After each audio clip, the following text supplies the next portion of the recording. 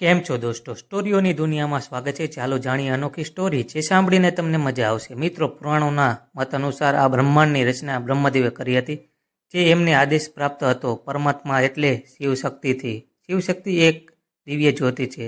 એ જ્યોતિ અનંત અસીમ અમાય છે અને એ જ્યોતિએ સર્વપ્રથમ એક પુરુષને ઉત્પન્ન કર્યો જે એક બાળક સમાન હતા અને એને એક મહાન ઉદ્દેશ્ય માટે ઉત્પન્ન કરવામાં આવ્યા છે.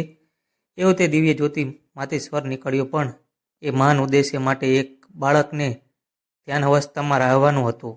આ એ વાત છે જ્યારે સમય, બ્રહ્માંડ કે ગ્રહો કે અન્ય કોઈ વસ્તુ કે કંઈ જ અસ્તિત્વમાં નહોતું. અસ્તિત્વમાં ફક્ત દિવ્ય જ્યોત અને એમાંથી ઉત્પન્ન થયેલ તે બાળક હતું. એ બાળકને દિવ્ય જ્યોતિમાંથી પોતાના કાર્યદેહ ઉદ્દેશ્ય માટે જન્મ આપ્યો હતો. તેથી એ દિવ્ય શક્તિની આજ્ઞા અને વાત સમજવામાં સક્ષમ હતા અને દિવ્ય જ્યોતિની હર આજ્ઞાનું પાલન કરવામાં સમર્થ અને સજાગ હતા.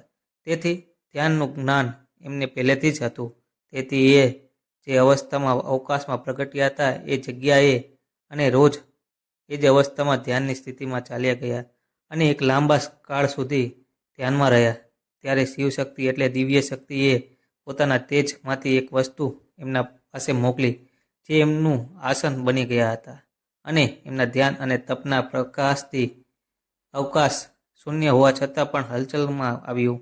એ વ્યક્તિની આસપાસ એક નવું વાતાવરણ ઉત્પન્ન થયું અને એક મોટા અવકાશમાં એ વ્યક્તિ હોય એવી રીતે જ ચાર્જરમાન થઈ ગયું. નિરંતર ચાલતા ધ્યાનથી એ વ્યક્તિના શરીરમાંથી પરસેવતો એટલે કે પ્રશ્વેત બિંદુ નીકળે જ જતા હતા અને એ આ વાતાવરણમાં ભળીને એ વ્યક્તિના તેજથી આકર્ષાઈને એની આસપાસ અરસપરસ વીંટળાયા લાગ્યું અને ગરમ વરાળમાં તથા તેમાંથી પ્રવાહી બનવા લાગ્યું. એમ કરતાં કરતાં એ સ્થાનમાં સમુદ્ર સમાન પાણી ભરાઈ ગયું અને એના ઉપલી સપાટી પર તે ધ્યાનમગ્ન પુરુષને અડી ચૂક્યું હતું. એ બાળક સમાન વ્યક્તિ નિરંતર ધ્યાનમાં હતા અને તેથી તે બાળકમાંથી યુવા અવસ્થામાં જઈ ચૂક્યા હતા.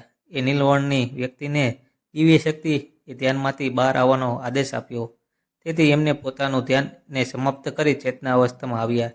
ત્યારે જોયું કે એમને 4 ભુજ ધારી હતા અને એમને એક આસન પર વિરાજમાન હતા જે દિવ્ય શક્તિએ અર્પિત કરી હતી અને આ ધ્યાન અવસ્થામાં એમને એ બધી જ વસ્તુ જાણી લીધી હતી જે એમને કરવાની હતી.